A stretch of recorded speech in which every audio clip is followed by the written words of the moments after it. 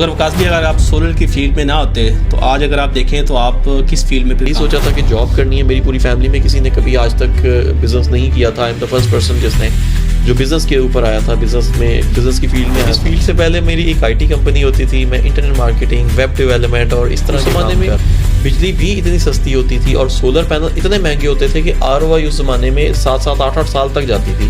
तो it was very difficult time to convince people for solar. Social media पे आने का आपका जो स्टेप था ये आपने कैसे लिया? देखिए, मेरा सोशल मीडिया के ऊपर आने का जो मेजर मकसद था वो लोगों को एजुकेट करना, क्योंकि मैं सोलर कंपनी तो बहुत सालों से चला 6 महीनों में 100 के 100 रहे। उनमें से बहुत सारे लोग भाग जाएंगे, बहुत सारे चाइनीज़ आ रहे हैं जो अपनी बैटरीज बेच रहे हैं और उसके बाद भाग जाएंगे। अस्सलाम वालेकुम, मेरा नाम अदनान है और आइडियल सोलर के यूट्यूब चैनल, फेसबुक पेज पे आपको खुशामदीद कहते हैं। आइडियल पॉडकास्ट के पहले जो है एपिसोड में आज हमारे पास जो मेहमान है वो सोलर इंडस्ट्री से उनका ताल्लुक है। आप सब लोग उनको जानते होंगे, किसी तारफ़ के मोहताज नहीं है। तो आज हमारे साथ हैं मिस्टर वकास क्लिक साहब जो कि CEO हैं स्मार्ट सोलर के। तो वकास साहब, सबसे पहले आपको हम वेलकम कहते हैं कि आपने टाइम दिया और मेरी भी यही जो है ना वो इनसे रिक्वेस्ट थी कि हमारा, क्योंकि ये पहला पॉडकास्ट वाला सिलसिला शुरू होने वाला है, तो जो पहली हमारी पॉडकास्ट है वो वकास भाई के साथ हो। तो वेलकम कहते हैं आपको वकास भाई आज के इस एपिसोड में। थैंक यू वेरी मच जी, आपने मुझे अपने पॉडकास्ट में बुलाया और बात करने का मौका दिया। Thank you Adnan. अच्छा वकास भाई, आप जो है ना वो सोलर इंडस्ट्री के अंदर इस वक्त कोई भी ऐसी कंपनी या कोई भी ऐसे इंस्टॉलर या कोई भी ऐसे जो है ना वो लोग जो सोलर इंडस्ट्री में काम कर रहे हैं वो नहीं होंगे जो आपके बारे में नहीं जानते। लेकिन आज की इस पॉडकास्ट में कुछ ऐसी चीज़ें भी हम आपके बारे में जो है ना वो लोगों को बताएंगे जो और कोई नहीं जानता। चलिए, तो अच्छी बात है। तो सबसे पहले आप बताएं स्मार्ट सोलर के बारे में कि आपने जो स्मार्ट सोलर अपनी कंपनी का आगाज़ कब किया और ये आइडिया आपको कैसे आया? देखिए, मैंने स्मार्ट सोलर बेसिकली 2011 में स्टार्ट की थी। इससे पहले मैं छोटी मोटी ट्रेडिंग का काम ज़रूर कर रहा था, जिसे आप कहते हैं उस ज़माने में, क्योंकि 2009-10 में चार्ज कंट्रोलर्स होते थे, इन्वर्टर्स होते थे, तो छोटी मोटी वर्क फ्रॉम होम के तौर पे ट्रेडिंग कर रहे थे OLX पे लगा के, लेकिन प्रॉपर कंपनी के तौर पे 2011 में स्टार्ट किया। उस ज़माने में लोड शेडिंग बहुत ज़्यादा होती थी और लोग लोड शेडिंग से बचने के लिए सोलर सिस्टम लगाते थे। तो एक ऐसी चीज़ थी जिसकी ज़रूरत थी लोगों को, तो बस वो ज़रूरत हमने पूरी की। तो सोलर में इस फील्ड में आने से पहले आपका जो फील्ड थी वो क्या थी? आपका जो इस फील्ड में आने से पहले क्या बिजनेस है, क्या किस पेशे से आप ताल्लुक़ रखते थे? इस फील्ड से पहले मेरी एक आईटी कंपनी होती थी। मैं इंटरनेट मार्केटिंग, वेब डेवलपमेंट और इस तरह के काम कर रहा होता था और मेरे पास एक प्रॉपर टीम होती थी। और जब मैं सोलर के बिज़नेस में आया भी था तो तब भी वो वेब डेवलपमेंट कंपनी और आईटी कंपनी मेरी साथ साथ पैरेलल चलती रही। लेकिन फिर उसके बाद अल्लाह ने सोलर में इतना नाम दिया, इतना काम था, तो फिर मेरी प्रेफरेंस सोलर के तौर पर आ गई और आज आप सब लोग मुझे एक सोलर एंटरप्रेन्योर के तौर पर जानते हैं, ना कि आईटी एंटरप्रेन्योर के तौर पे। अच्छा, जैसा कि अभी जो है ना वो सारे लोग आपको सोलर की वजह से जानते हैं, पहचानते हैं और आपका एक नाम है और आप एक कामयाब बिजनेसमैन हैं। तो बहुत सारे लोगों को ये लगता है कि ये कामयाबी जो है ना ये ओवरनाइट है, लेकिन जैसे कि आपने बताया कि आपने 2009-10 में जाके अपनी कंपनी की बुनियाद रखी। तो जब आप इस फील्ड में आए थे तो आपको किन मुश्किलात का सामना करना पड़ता है, क्या क्या चैलेंजेस आपने फेस किए हैं? देखिए, जिस दौर में मैंने स्टार्ट किया था सोलर का काम, उस ज़माने में तो सबसे बड़ी बात ये थी कि सोलर के बारे में लोगों को इतना पता नहीं होता था। इवन जब हम लोगों को ये बताते थे कि सूरज से बिजली बन सकती है और आपको बैकअप भी मिल सकता है, तो लोग ये समझते थे कि ये तो शायद कोई साइंस फिक्शन है। और पाकिस्तान में क्योंकि बहुत ज़्यादा लोग एजुकेटेड नहीं होते, जो लोग एजुकेटेड थे वो लोग तो थोड़ा बहुत सोलर के बारे में जान रहे थे। कुछ चंद एक लोगों ने सोलर सिस्टम, बहुत चंद एक लोगों ने लगवाए हुए थे, लेकिन अच्छे पैनल्स मौजूद नहीं होते थे। फिर लोगों को एजुकेट करना बड़ा ज़रूरी था। उस ज़माने में लोगों को कन्विंस करना पड़ता था कि आपकी लोड शेडिंग से आपकी जान छूट सकती है और बिजली के बिलों में भी आपको कोई ना कोई सेविंग हो सकती है। उस ज़माने में बिजली भी इतनी सस्ती होती थी और सोलर पैनल इतने महंगे होते थे कि ROI उस ज़माने में 7-7, 8-8 साल तक जाती थी। तो it was very difficult time to convince people for solar panels. अच्छा, स्मार्ट सोलर में मैंने देखा है जब आपने अपनी कंपनी का आगाज़ किया था तो आप सोशल मीडिया पे खुद एक्टिव नहीं थे। तो काफ़ी टाइम बाद आपने खुद सोशल मीडिया पे आके अपनी कंपनी को रिप्रेजेंट करना शुरू किया और सोलर के हवाले से आपने इन्फॉर्मेटिव वीडियोस लोगों को एजुकेट करना शुरू किया। और सोलर के अंदर काफ़ी सारी मिसकंसेप्शन थी जो कि जिनको आपने वीडियोस की शक्ल में लोगों को एजुकेट करके वो चीज़ें सिखाई। तो ये जो सोशल मीडिया पे आने का आपका जो स्टेप था ये आपने कैसे लिया? अच्छा, उसमें थोड़ा सा मैं आपको ऐड अप करता चलूँ कि सोशल मीडिया, क्योंकि मेरी जो आईटी कंपनी, जैसे मैंने आप लोगों को पहले बताया, मेरी field of expertise he IT थी और आज भी है। तो आईटी में जो मेरी फील्ड ऑफ एक्सपर्टीज़ जो मेरा डिपार्टमेंट था that was internet marketing, social media marketing. और एक ज़माने में मैं इसी काम की एक मल्टीनेशनल कंपनी में जॉब भी करता था। उसके बाद मैंने आईटी कंपनी बनाई और फिर सोलर सिस्टम में आया था। तो पाकिस्तान की पहली तरीन सोशल मीडिया कंपनीज जो सोशल मीडिया के ऊपर जिनका अपना पेज है, स्मार्ट सोलर का पेज को आज भी देखेंगे ना तो पुराने तरीन पेजेस में से आती है। तो बहुत कम कंपनीज थी उस ज़माने में जो जिनके फेसबुक अकाउंट होते थे, या जिनके कोई उस ज़माने में एक ऑर्किड अकाउंट होता था, या इवन उस ज़माने में एक G+ होता था, G+ अकाउंट होता था। फिर अगेन ट्विटर होता था जिसको आज आप लोग एक्स के नाम से जानते हैं। तो हमारे सोशल मीडिया अकाउंट्स बहुत शुरू से थे। लेकिन एज ऑफ अगर टॉकिंग अबाउट पर्सनली मी कि मेरा चेहरा सामने नहीं होता था, मेरा चेहरा डेफिनेटली सामने नहीं होता था। 2020 में जब कोविड आया तो सब लोग अपने घरों में बंद हो गए और सारे काम बंद हो गए। तो उस वक्त ख्याल आया कि चलें आजकल कोई काम नहीं है, लगता है पता नहीं शायद दुनिया ही बंद होने वाली है, तो वीलॉगिंग स्टार्ट की। सब लोग अपने घरों में बैठे हुए थे। उस ज़माने में यूट्यूब का बहुत दौर था, नेटफ्लिक्स का दौर था। तो फिर मैंने भी एक आधी वीडियो बनाई, एक बनाई, दूसरी बनाई, तीसरी बनाई, just started off with 1 2 3 videos. और उसके बाद आज आप लोग देख रहे हैं कि थाउजेंड्स ऑफ वीडियोस हैं। तो आपको क्या याद है कि आपकी सोशल मीडिया पे जो सबसे पहली वायरल होने वाली वीडियो वो कौन सी थी, या जिसको देख के आपको लगा हो कि हाँ इस चीज़ को हमने प्रोफेशनली कंटिन्यू करना है? अच्छा, इत्तेफाक से जो मेरी पहली वीडियो थी ना वही इत्तेफाक से वायरल हो गई बहुत ज़्यादा। वो एक सबमर्सिबल पंप के बारे में थी और ट्यूबवेल्स का दौर था। उस ज़माने में किसान नए नए सोलर सिस्टम्स के ऊपर शिफ्ट होना शुरू हुए थे। तो मैंने सबमर्सिबल पंप के बारे में वीडियो बनाई थी कि किस तरह एक पंप के ऊपर आप पैनल लगा के डायरेक्टली पंप कर सकते हैं। डीसी पंप था। तो वो इत्तेफाक से यूट्यूब के ऊपर बहुत ट्रेंडिंग में आ गई। फिर उसके बाद फेसबुक और टिकटॉक के ऊपर भी ट्रेंडिंग आ गई। बल्कि टिकटॉक भी उस ज़माने में शायद उसका नाम टिकटॉक नहीं था, कुछ और ही होता था, म्यूजिकली होता था। जी बिल्कुल। तो आप इससे अंदाज़ा कर सकते हैं कि मैं कितना पुराना हूँ मुझे। अच्छा, सोशल मीडिया जो है ना, इसका जैसे हम कहते हैं कि इसका सही इस्तेमाल भी है, इसका गलत इस्तेमाल भी है। तो जहाँ तक मुझे है आइडिया कि इस जो हमारी सोलर इंडस्ट्री की जो फील्ड है इसको रैपिडली या इतना जल्दी ग्रो करने के लिए, लोगों को एजुकेट करने के लिए सोशल मीडिया का बहुत बड़ा अहम किरदार इसमें है। तो आप भी सोशल मीडिया पे जो है ना वो वर्किंग कर रहे हैं, काफ़ी अच्छे से कर रहे हैं, वीडियोस बना रहे हैं, लोगों को एजुकेट भी कर रहे हैं, अपनी कंपनी को भी आप प्रमोट कर रहे होते हैं। तो सोशल मीडिया का आपको एज ए बिज़नेस कैसे उसको आप देखते हैं कि कितना आपको बेनिफिट मिला? देखिए, मेरा सोशल मीडिया के ऊपर आने का जो मेजर मकसद था वो लोगों को एजुकेट करना। क्योंकि मैं सोलर कंपनी तो बहुत सालों से चला रहा था और बहुत सालों से एक सक्सेसफुल कंपनी के तौर पे हम लोग स्मार्ट सोलर को चला रहे थे। तो सोशल मीडिया से मेरा पर्सनल मकसद उस वक्त में पैसा कमाना नहीं था या उसके ऊपर कोई बिज़नेस को प्रमोट करना नहीं था। मैंने स्टार्टिंग में एजुकेशनल वीडियोस अपलोड की। मैंने स्टार्टिंग में लोगों को सोलर की अवेयरनेस के बारे में उसको बताया। चंद एक प्रोडक्ट्स को भी मैंने किया, जो मेरे पास प्रोडक्ट्स मौजूद थी उनके बारे में उनकी प्रमोशन की। लेकिन हमेशा जब आप कोई अच्छा पॉजिटिव काम कर रहे होते हैं तो पैसा या जो बिज़नेस डेवलपमेंट है उसकी बाय प्रोडक्ट होती है। तो अगर आप पॉजिटिव चलेंगे, पॉजिटिव काम करेंगे, पॉजिटिव अप्रोच होगी तो पैसा तो फिर साथ साथ अल्लाह ताला दे ही देता है। तो पैसा हमेशा पॉजिटिविटी का बाय प्रोडक्ट होता है। अच्छा, आजकल सोशल मीडिया पे देख रहे होते हैं, बल्कि ये पिछले 1-2 साल से ये चीज़ चली है कि एक तो जो हर पर्सन है वो अपने आप को जो है ना वो इन्फ्लुएंसर या यूट्यूबर या छोटे छोटे डिजिटल न्यूज़ चैनल बहुत आ गए। तो हमारी फील्ड में अगर आज से 4-5 साल पहले की बात करें तो बड़ा एक नीट एंड क्लीन कंटेंट बन रहा होता था, लोग एजुकेट हो रहे होते थे। लेकिन अभी पिछले कुछ अर्से से हम देख रहे हैं कि सोशल मीडिया पे स्पेशली जो सोलर के हवाले से न्यूज़ चल रही होती हैं, मोस्टली जो है ना वो एक वायरल होने के लिए एक नेगेटिव चीज़ को हाईलाइट किया जाता है। जिस तरह के कहा जाता है कि जी सोलर इंडस्ट्री बंद होने वाली है या नेट मीटिंग बंद होने वाली है। ऐसी खबरें तो फ़ौरन वायरल होती हैं और अगेन व्यूज़ की गेम है। ये लोग शॉर्ट टर्म देखते हैं, लेकिन मेरा ये ख्याल है कि ऑडियंस खुद इसको सिलेक्ट करेंगी और आप सब लोग इसको इस तरह की न्यूज़ को डिस्करेज करके आप लोग डिसाइड कर सकते हैं कि किसके कंटेंट को ऊपर आना चाहिए और किसके कंटेंट को नीचे आना चाहिए। हमेशा जो वायरल चीज़ें होती हैं ऑडियंस ही इनको वायरल करती है ना। अगर ऑडियंस इनको वायरल नहीं करेगी तो लोग इस तरह की नेगेटिव न्यूज़ नहीं बनाएंगे। तो मेरा ये ख्याल है कि पढ़े लिखे लोगों को हमेशा ऐसे लोगों को डिस्करेज करना चाहिए और ऐसी वीडियोस को रिपोर्ट भी करना चाहिए। लोगों को ये नहीं पता कि इस तरह की लोगों को आपको रिपोर्ट करके आप उनकी वीडियोस को ब्लैकलिस्ट करवा सकते हैं। करवाते रहना चाहिए सो दैट कि लॉन्ग टर्म में अच्छा कंटेंट आगे आए। और मेरा ये ख्याल है कि व्यूज़ की गेम हमेशा शॉर्ट टर्म अप्रोच होती है। ज़्यादातर ऐसे व्लॉगर्स नहीं चलते, बहुत 1-2 महीने उनको मिलती है, थोड़ी प्रमोशन मिलता है, फेम मिलता है, लेकिन उसके बाद लॉन्ग टर्म में वो डाउन हो जाते हैं। आपने बहुत सारे और आजकल जो अदर फील्ड के व्लॉगर्स को भी देखा होगा। रजब भट्ट का पिछले 2 सालों में कितना ट्रेंड था था, आज ही is no more. Again Ducky भाई को भी आपने देखा कि कितना उसका नाम था, कितना फेम था, आज वो नहीं है। तो अगर आप अच्छा कंटेंट बनाएंगे, अच्छी चीज़ें बनाएंगे, तो आहिस्ता आहिस्ता अल्लाह ताला आपको एक कामयाबी ज़रूर देगा।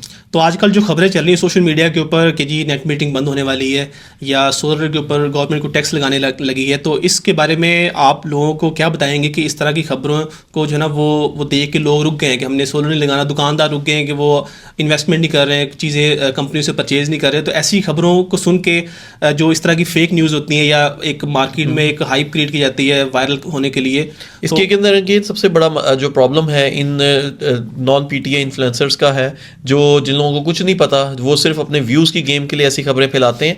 ऐसी कोई एज ऑफ टुडे गवर्नमेंट की तरफ से कोई अनाउंसमेंट नहीं है कि नेट मीटरिंग बंद हो रही है। हाँ, प्लानिंग ज़रूर हो रही है, रिफॉर्म्स हो रही हैं तरक्की याफ्ता ममालिक में भी, जो जहाँ पे नेट मीटरिंग थी वहाँ पे नेट मीटरिंग्स को वो टाइट कर रहे हैं, रूल्स एंड रेगुलेशंस को टाइट करते हैं। यहाँ पे भी रूल्स एंड रेगुलेशंस शायद नियर फ्यूचर में टाइट हो जाएं, लेकिन एज ऑफ टुडे कुछ भी नहीं है। वही नेट मीटरिंग पॉलिसी है, वही रूल्स हैं जो आज से 2 साल पहले थे, 3 साल पहले थे, 4 साल पहले थे।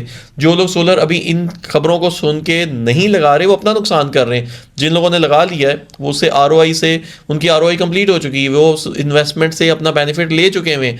जो लोग आज लगा रहे हैं उनके पैसे भी अगले 2-3 सालों में पूरे हो जाएंगे। अगर वो नहीं लगाएंगे तो वो इस मौके से अपना नुकसान उठाएंगे, इस मौके को अगर फ़ायदा नहीं उठाएंगे तो उनका नुकसान होगा। बट हाँ, अगर कल को नेट मीटिंग बंद हो भी जाती है तो there are other ways, they can go for hybrid system. पूरी दुनिया में हर जगह पे लोग आजकल हाइब्रिड सिस्टम लगा रहे हैं, तो अगर नेट मीटिंग बंद भी हो जाती है तो सोलर का बेनिफिट फिर भी रहेगा। जैसे आपने बताया कि अभी जो सोलर का कितना फ़ायदा है, तो आप उन लोगों में से जिन्होंने सोलर की जो टेक्नोलॉजी है वो पाकिस्तान में कुछ 10-20 साल पुरानी टेक्नोलॉजी जब आ रही होती थी वो भी आपने देखी है, और आपने ये पिछले 8-10 सालों में देखा है टेक्नोलॉजी किस तरह इवॉल्व हुई है। और इस टाइम पाकिस्तान में सोलर की वो टेक्नोलॉजी आ रही है, अगर इन्वर्टर्स की बात करें, पैनल्स की बात करें, जो इंटरनेशनली भी वही चीज़ें चल रही हैं। और मेरे ख्याल में सोलर वाहद फील्ड है जिसके अंदर आपको लेटेस्ट टेक्नोलॉजी मिल रही होती है। तो आपने ये जो सोलर के अंदर देखा है कि डिफरेंट तरह की टेक्नोलॉजीज़ आई हैं, कहाँ पर PWM कंट्रोलर होते थे, तेज़ाब वाली बैटरियाँ होती थी, और आजकल जो है ना वो MPPT हायर एम्पेयर के हायर जो वोल्टेज के कंट्रोलर आ चुके हैं, जो चार्ज कंट्रोलर इन्वर्टर्स के अंदर होते हैं। फिर बैटरीज आ चुकी हैं, बैटरीज के अंदर भी लिथियम के अंदर अभी हायर वोल्टेज के अंदर लोग जा रहे हैं। तो आगे आने वाले दिनों में आप क्या देखते हैं कि सोलर की टेक्नोलॉजी के अंदर और क्या नया आने वाला है, या ये टेक्नोलॉजी किस तरफ जाएगी? देखिए, अब आपकी बात सही है, वी आर लकी वंस कि हमारे पास पाकिस्तान में लेटेस्ट टेक्नोलॉजीज चल रही हैं। अगर आप बहुत सारे और ममालिक की बात करें, जर्मनी, ऑस्ट्रेलिया या तरक्की याफ्ता ममालिक, वहाँ पे आज भी 450 वाट के पैनल्स यूज़ हो रहे हैं। ऑब्वियसली उसके पीछे उनकी कुछ गवर्नमेंट की रेगुलेशंस भी हैं, लेकिन इसके अलावा वहाँ पे आज भी छोटे पैनल चल रहे हैं। आज हमारे पास तो रेजिडेंशियल यूज़र भी 700 वाट का कह रहा है, जी मुझे 700 वाट का पैनल दे दें, 720 वाट का पैनल दे दें, और उसके पास अवेलेबल भी हैं, वो इंस्टॉल भी कर सकते हैं। तो सोलर एक ऐसी चीज़ है जहाँ पे, क्योंकि पाकिस्तान में बहुत सारे इंपोर्टर्स हैं और एक इसमें कंपटीशन है, इंपोर्टर्स के दरमियान भी कंपटीशन है, तो हर शख्स लेटेस्ट से लेटेस्ट फीचर्स लेके आ रहा है। नियर फ्यूचर की अगर आप बात करें तो नियर फ्यूचर में मैं ये समझता हूँ कि जो सोलर पैनल के अंदर आने वाला जो नेक्स्ट ब्रेक थ्रू होगा, क्योंकि as of today TOPCon technology चल रही है या HJT टेक्नोलॉजी चल रही है, या तीसरी जो पैरेलल चल रही है वो बैक कॉन्टैक्ट चल रही है। बैक कॉन्टैक्ट के अंदर 1-2 कंपनीज हैं, HJT में भी 1-2 कंपनीज हैं। जो सबसे ज़्यादा पॉपुलर चल रही है मोनोपर्क है, मोनोपर्क हाफ कट है। लेकिन नियर फ्यूचर में मुझे ये लगता है कि टेंडम जंक्शन पैनल जो हैं वो आएंगे और वो कुछ ब्रेक थ्रू करेंगे। जब तक टेंडम जंक्शन टेक्नोलॉजी नहीं आ रही तब तक HJT या बैक कॉन्टैक्ट या मोनोपर्क है, ये 3 टेक्नोलॉजीज ही पैरेलल चलती रहेंगी। टेंडम जंक्शन पैनल्स भी अभी को नियर फ्यूचर में आते नज़र इसलिए नहीं आ रहे कि अभी उनकी प्रोडक्शन कॉस्ट बहुत ज़्यादा है और करंट मार्केट सिचुएशन में महंगा पैनल नहीं बिकने वाला। तो अगर टेंडम जंक्शन की प्रोडक्शन कॉस्ट कम हो जाती है तो हो सकता है 2026 के एंड पे या 27 के स्टार्ट में वो पैनल्स भी आना शुरू हो जाएं। और जैसे कि ये जो 2025 रहा है साल, ये लिथियम बैटरीज का साल रहा है, इसके अंदर आपने बहुत सारी कंपनीज की लिथियम बैटरीज देखी हैं और लोगों ने यहाँ पर अपने प्लांट भी लगाए हैं, लोग यहाँ पर असेंबलिंग भी कर रहे हैं, मैन्युफैक्चरिंग का भी सोच रहे हैं। तो लिथियम बैटरीज की टेक्नोलॉजी अभी आप देख रहे हैं, तो आगे आइंदा आने वाले दिनों में आप उसके बारे में क्या समझते हैं कि वो टेक्नोलॉजी कितनी इवॉल्व होगी, कितनी बेहतर होगी, या प्राइसेस कितनी बेहतर हो जाएंगी, और लोगों को आगे लिथियम के अंदर क्या देखने को मिलने वाला है? प्राइसेस तो हर सूरत बेहतर होंगी लिथियम की, क्योंकि डे बाय डे नई से नई ब्रांड्स आ रहे हैं और जब कंपटीशन डेवलप होता है तो ऑब्वियसली मार्जिन्स रिड्यूस होते हैं। उसकी वजह से भी फिर चाइना में भी लिथियम की प्राइसेस थोड़ी सी कम हुई हैं, वहाँ पे भी ओवर प्रोडक्शन चल रही है और चाइना लिथियम का इस वक्त जाइंट बन चुका हुआ है, वो प्रोडक्शन बाहर प्रोडक्शन कर रहा है, तो प्राइसेस तो कम होंगी। लेकिन एज ऑफ टुडे कोई ख़ास न्यू टेक्नोलॉजी लिथियम आयन के अंदर नहीं आ रही। IP66 की गेम चल रही है, IP66 में लोग अच्छे से अच्छे बैटरीज लेके आ रहे हैं, उसके अंदर फायर प्रोटेक्शंस लेके आ रहे हैं, उसके अंदर हीट प्रोटेक्शंस लेके आ रहे हैं, इस तरह की कुछ प्रोटेक्शंस ऐड ऑफ करके लिथियम बैटरीज को बेहतर बना रहे हैं। But for the time being अगर न्यू टेक्नोलॉजी की बात करें तो लिथियम के अंदर जो नेक्स्ट ब्रेक थ्रू आएगा वो सोडियम आयन बैटरीज के अंदर आएगा, लेकिन सोडियम आयन बैटरीज अभी रेजिडेंशियल मॉडल्स के अंदर नहीं चल रही। CATL एक चाइना की एक बहुत पॉपुलर कंपनी है जो सेल मैन्युफैक्चरिंग कंपनी है, सिर्फ वही काम कर रही है सोडियम आयन बैटरीज के अंदर। लेकिन CATL की भी जो प्लानिंग है वो इलेक्ट्रिक गाड़ियों के अंदर अपनी बैटरी लॉन्च करने का प्लान है। घरों के लिए अभी तक वो भी प्लान नहीं कर रहे, क्योंकि ऑब्वियसली इलेक्ट्रिक गाड़ियों में ज़्यादा बैटरी भी बिकती है और वहाँ पे उनके पास प्रॉफिट्स भी ज़्यादा होते हैं। तो सोडियम आयन बैटरीज भी शायद अगले 2-1 साल तक पाकिस्तान में तो शायद नहीं आएंगी, हमें इन लिथियम आयन बैटरीज के साथ ही काम चलाना पड़ेगा। अगर सोडियम आयन बैटरीज आ जाती हैं तो उनका मिनिमम लाइफ स्पैन भी 10-10 साल होगा, उनकी लाइफ स्पैन भी ज़्यादा होती हैं और वो सस्ती भी होंगी। अच्छा, बहुत सारे लोग जो पिछले 1-2 साल में सोशल मीडिया पे जिन्होंने आपको देखा है वो शायद ये समझते हैं कि आप सिर्फ एक सोशल मीडिया इन्फ्लुएंसर है, लेकिन बहुत सारे लोगों को नहीं पता कि वकास साहब जो ना वो एक कामयाब बिजनेसमैन है सोलर इंडस्ट्री की फील्ड में, और पिछले इतने सालों से कोई 10-12 साल हो गए हैं आपको कंपनी रन करते हुए सक्सेसफुली। तो जो लोग इस बिज़नेस में आना चाहते हैं, सोलर की फील्ड में आना चाहते हैं, तो उनको आप क्या गाइड करेंगे कि किस तरह से वो इस फील्ड में आएँ, उनके पास बजट क्या होना चाहिए और उनका जो विजन है क्या होना चाहिए? क्योंकि मोस्टली देखा है कि लोग जब किसी भी बिज़नेस में आना चाहते हैं वो सिर्फ ये देखते हैं कि हमने जो है ना वो इतने पैसे लगाए, हमें इतना प्रॉफिट मिलना चाहिए, लेकिन सोलर की फील्ड थोड़ी सी डिफरेंट है बाकी फील्ड से। तो जो लोग इस बिज़नेस में आना चाहते हैं, आप अपने एक्सपीरियंस के मुताबिक उनको क्या टिप्स देना चाहते हैं? देखिए, ये सर्विसेज बेस्ड काम है, ये आपको हाई सर्विसेज बेस्ड काम है। आप जब तक कस्टमर को प्रॉपर सर्विसेज नहीं देंगे ये काम नहीं चलेगा। अगर तो आप शॉर्ट टर्म सोच रहे हैं, सिर्फ पैसा कमाने के लिए आए हैं, तो फिर आप ट्रेडिंग कर सकते हैं, आप इंपोर्ट कर सकते हैं, आपके पास ज़्यादा सरमाया है आप इंपोर्ट कर सकते हैं। इंपोर्टर का काम आसान होता है, सामान मंगवाया, बेचा और उसके बाद दैट्स इट। लेकिन अगर आपके पास कम सरमाया है तो आप ट्रेडिंग कर सकते हैं। ट्रेडिंग का ये फ़ायदा है कि ट्रेडिंग में भी आपको सर्विसेज नहीं देनी पड़ेंगी। अगर आपके पास आप बिल्कुल कम ज़ीरो इन्वेस्टमेंट के साथ काम करना चाहते हैं, मिनिमलिस्टिक इन्वेस्टमेंट के साथ काम करना चाहते हैं, तो आप एक छोटी इंस्टॉलेशन कंपनी चला सकते हैं। इस आज से कोई 1-2 साल पहले बड़ी EPC कंपनीज़ का ट्रेंड था, लेकिन अब छोटी इंस्टॉलेशन कंपनीज़ भी पाकिस्तान में चल रही हैं। और आप किसी बड़ी EPC कंपनी के साथ एक JV करके, जो जिन कामों में प्रॉब्लम्स होगी, जहाँ आपको PEC AEDB के लाइसेंस की ज़रूरत होगी, तो बड़ी कंपनी के साथ JV करके अपनी छोटी कंपनी चला सकते हैं। उसमें बहुत मिनिमलिस्टिक कॉस्ट आती है। अगर आप इंजीनियर हैं, आप पढ़े लिखे हैं, आप सर्किट्स को जानते हैं, आप डिज़ाइन एंड डेवलपमेंट को जानते हैं, तो ज़्यादा इन्वेस्टमेंट नहीं करनी पड़ेगी। थोड़ी इन्वेस्टमेंट से भी काम चल सकता है और कस्टमर पाकिस्तान में तकरीबन हर जगह पे ही अवेलेबल है। तो तीनों तरह की कैटेगरीज के लिए अलग अलग तरह के बिजनेसेस हैं। अच्छा वकास भाई, सोशल मीडिया पे आप जो ना वो जिस तरह वीडियोस बना के आपकी वीडियोस लोग लाखों लोग देख रहे होते हैं, तो ऐसा हो नहीं सकता कि कोई भी बंदा सोशल मीडिया पे हो और उसको नेगेटिव क्रिटिसिज्म या नेगेटिव जो है ना वो कमेंट्स या इस तरह का फीडबैक ना मिलता हो। तो आपको भी मिलता होगा, तो ये जो नेगेटिव फीडबैक होता है, नेगेटिव जो क्रिटिसिज्म होता है, इसको आप कैसे हैंडल करते हैं या कैसे देखते हैं आप इसको? अच्छा, वैसे आपको शायद लग रहा होगा कि मैं थोड़ा एग्जैजरेट कर रहा हूँ। मेरी आज की डेट में यूट्यूब और टिकटॉक के ऊपर कोई 1500 से ज़्यादा वीडियोस होंगी, ठीक है, और पिछले कुछ टाइम से तो तकरीबन रेगुलर बेसिस पे ही वीडियोस आती हैं।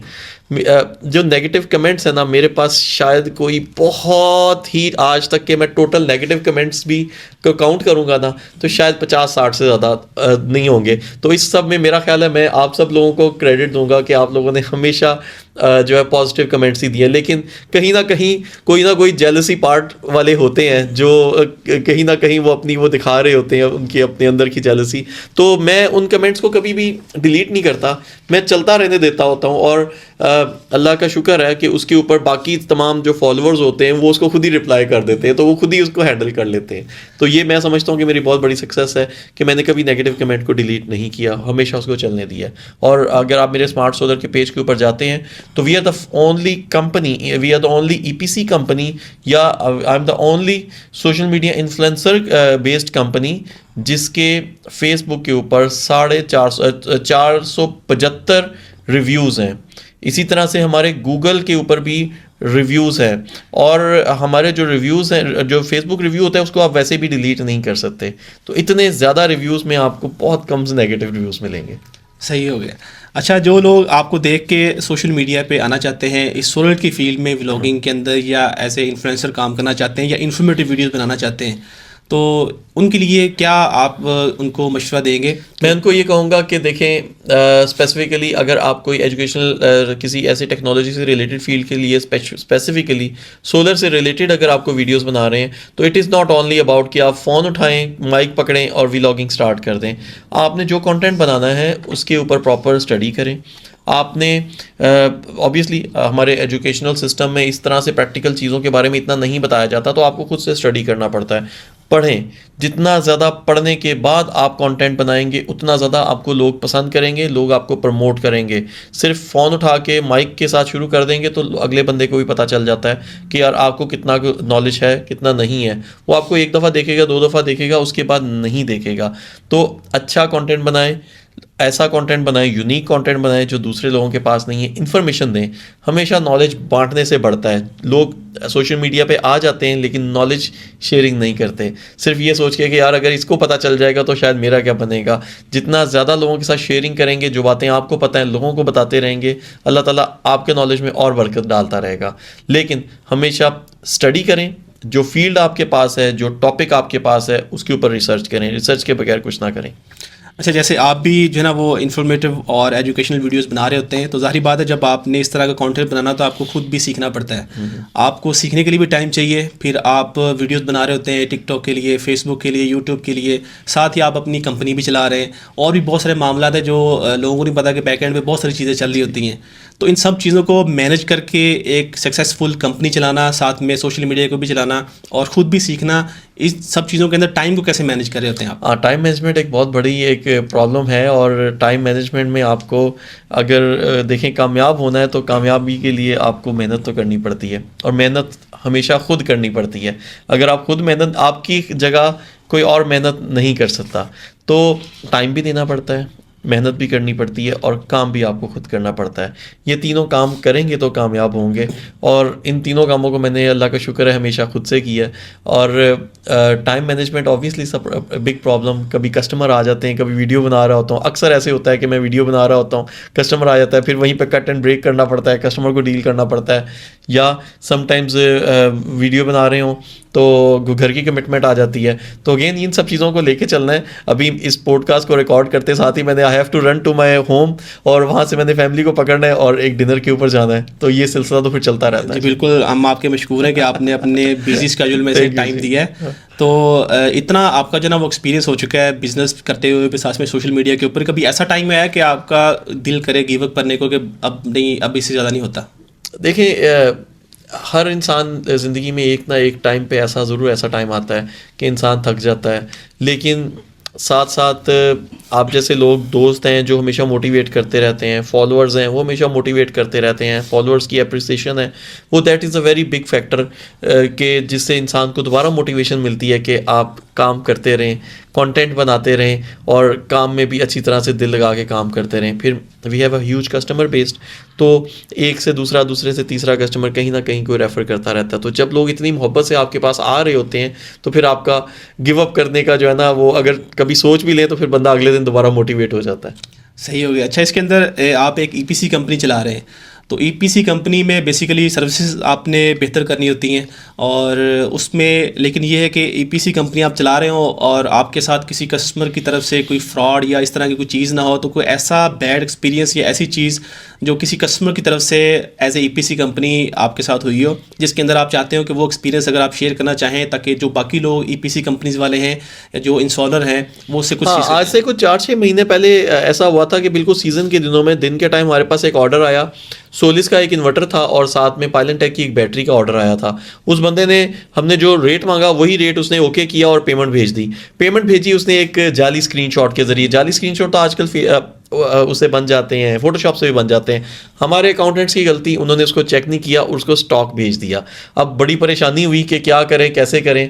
लोग सोच रहे थे, हमने उसके नंबर को चेक किया, जैज़ कैश हर चीज़ देखी, सब कुछ देखा, सब कुछ फेक था। एनीवेज हमने क्या किया, हमने उस बंदे से कांटेक्ट ही नहीं किया। हमने स्ट्रेटजी ये की कि हमने सोचा कि चलो इसको इग्नोर करते हैं। 3-4 दिन के बाद उसने सोचा कि यार ये लोग तो भूल भाल गए हैं। हमने उससे रब्ता किया, भाईजान कोई और ऑर्डर तो नहीं करना? उसने कहा हाँ भाई मैंने ऑर्डर करना है। अब हम तो इस दफ़ा सेकंड टाइम में हम पूरी फील्डिंग लगा के बैठे हुए थे। हुआ ये कि उसने दोबारा इसी तरह एक जाली ऑर्डर किया, जाली स्क्रीनशॉट के ज़रिए दोबारा पेमेंट भेजी। अब इस दफ़ा हमने इन्वर्टर की जगह इन डब्बे के अंदर, कार्टन के अंदर ईंटें भर के कार्गो करवा दी। और वो कोई ओकाड़ा के करीब एक कोई इलाका था, अब मुझे एग्जैक्टली नाम नहीं पता उसका, लेकिन उस इलाके के पास कोई कार्गो स्टेशन था, TCS का कार्गो स्टेशन था, वहाँ पे उन्होंने ऑर्डर करवाया। अगेन उस ऑर्डर करवाने के बाद हमने पुलिस को भेजा। पुलिस ने बड़ी एफिशिएंटली जाके उनको जैसे ही वो कार्गो को उठाने आए तो उनको पकड़ा और दबोच लिया। और अगेन हमारी भी रिकवरी हो गई और उनको भी वो भी कैफरे किरदार पे पहुंचे। मुलजमान ने इस दौरान हमसे कांटेक्ट करने की कोशिश की। हमारा नुकसान था 7-7.5 लाख रुपए का। मुलजमान ने हमें ये कहा कि हमें पुलिस से बचा लें, 15 लाख ले लें। इवन उन्होंने हमें 50 लाख तक की ऑफर की थी। इससे आप अंदाजा करें कि उन्होंने कितने सारे और फ्रॉड्स किए होंगे कि उन्होंने इतनी बड़ी ऑफर भी की।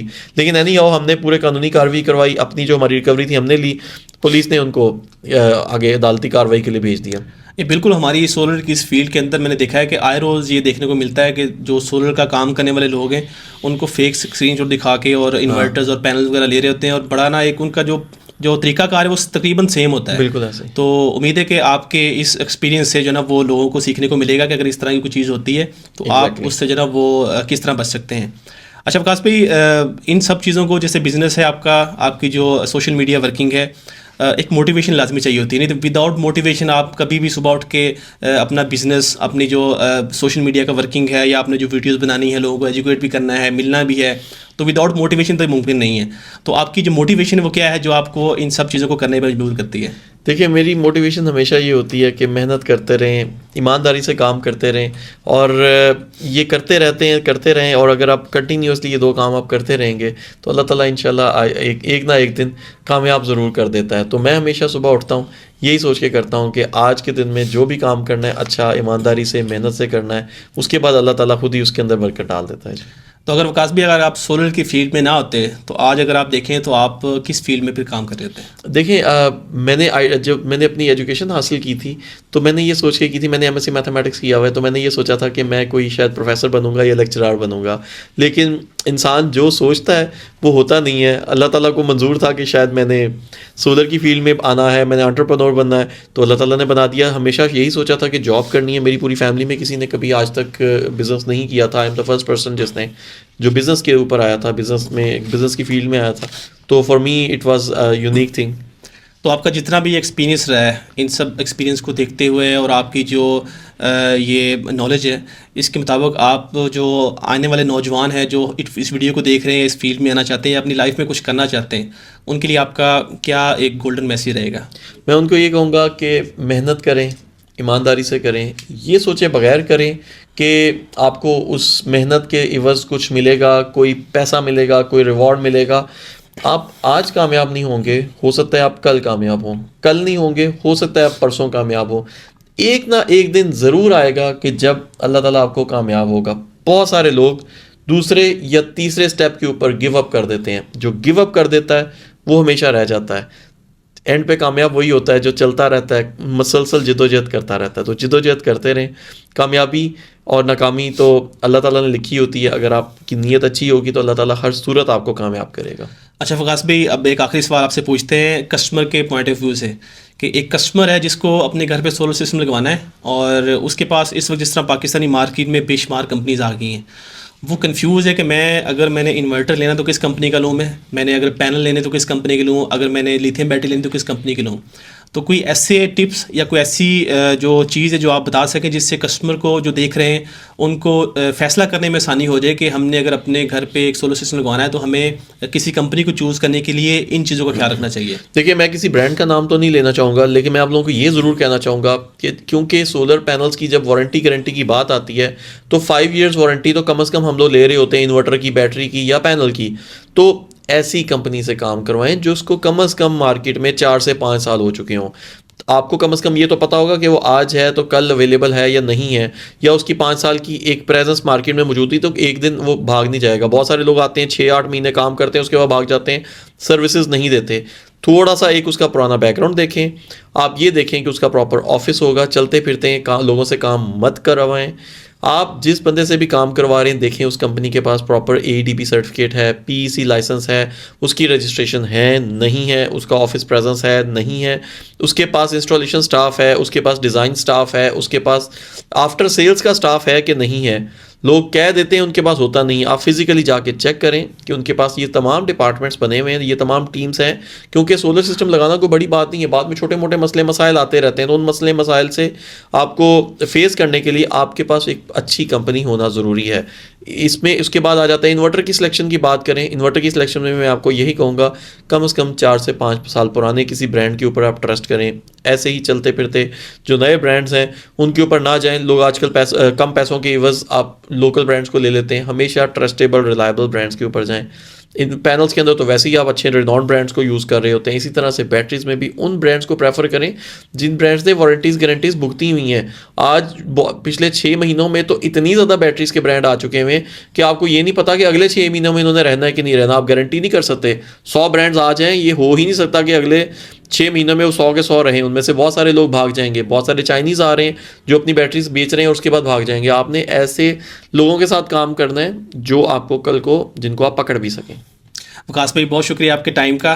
थैंक यू, आपका भी शुक्रिया, आपने मुझे बुलाया जी। मैं तो इस चीज़ को मैं एक ऑनर फील करता हूँ कि मैंने आपसे यही रिक्वेस्ट की थी कि ये हमारा जो पॉडकास्ट का सिलसिला ये हम शुरू करने लगे हैं, और मेरी यही ख्वाहिश थी कि वकास भाई हमारे फर्स्ट गेस्ट बने और इन्होंने उस चीज़ को आके यहाँ पर जो है ना वो हमारी रिक्वेस्ट के ऊपर ही आए हैं, तो हम इनके मशकूर हैं। और आप लोगों ने भी देखा कि वकास भाई ने अपनी जो एक्सपीरियंस है, जो अपना नॉलेज है वो आप लोगों के साथ शेयर किया। उम्मीद करता हूँ कि आपको आज के इस पॉडकास्ट से सोलर इंडस्ट्री के हवाले से, वकास भाई के हवाले से काफ़ी सारी चीज़ें देखने को मिली होंगी। काफ़ी सारी चीज़ें आपने ऐसी भी जो है ना वो जानी होंगी जो आपको पहले नहीं वकास भाई अपने चैनल के ऊपर बता रहे होते थे। तो ये आज की पॉडकास्ट का इख्तिताम हम करते हैं इसी नोट के साथ कि अगर आप भी अपने घर पे सोलर लगवाना चाहते हैं तो जो चीज़ें वकास भाई ने आपको यहाँ पर बताई हैं, इन चीज़ों को लाजमी आप मद्देनज़र रखें। और मज़ीद इस तरह की इन्फॉर्मेटिव वीडियो देखने के लिए और ये जो हमारा सिलसिला है पॉडकास्ट का, इसको आप लाजमी फॉलो कर लें। इसके अंदर हम उन लोगों को इन्वाइट करेंगे जिनका सोलर की फील्ड में एक्सपीरियंस है, एक नाम है और कामयाबी के साथ वो अपना बिज़नेस रन कर रहे हैं या जिनके पास नॉलेज है, ताकि आप लोग कुछ सीखें। और अगर आप अपने घर पर भी एक सोलर लगाना चाहते हैं, सोलर सिस्टम लगाना चाहते हैं, या आप इंस्टॉलर हैं, आप एंड यूज़र हैं, इस फील्ड में आप आना चाहते हैं, तो आपको बहुत सारी चीज़ें सीखने को मिलेंगी। अदनान साहब बहुत अच्छा कंटेंट बनाते हैं और इनकी सब वीडियोस बहुत इन्फॉर्मेटिव होती हैं। मैं इनकी जो भी वीडियो आती है उसको ज़रूर देखता हूं। तो आप लोगों ने भी अदनान साहब के चैनल को लाइक और सब्सक्राइब ज़रूर करना है। आइडियल सोलर को अगर अभी तक आपने फॉलो नहीं किया तो अच्छे कंटेंट के लिए ज़रूर फॉलो करें। बिल्कुल, अभी वकास भाई ने आपको कह दिया, तो आप जो लोग वकास भाई के फॉलोअर है वो लाजमी आइडियल सोलर को भी फॉलो कर लें। और इंशाल्लाह नेक्स्ट भी हम आपके साथ एक करेंगे पॉडकास्ट, और वो हम थोड़ी सी आपका टाइम ज़्यादा लेंगे और इंशाल्लाह उसके अंदर भी काफ़ी सारी चीज़ें हम डिस्क्लोज करेंगे। Thank you. तो मिलते हैं आपसे नेक्स्ट वीडियो में। तब तक के लिए अपने मेज़बान अदनान शेख को दें इजाज़त। अल्लाह हाफिज़।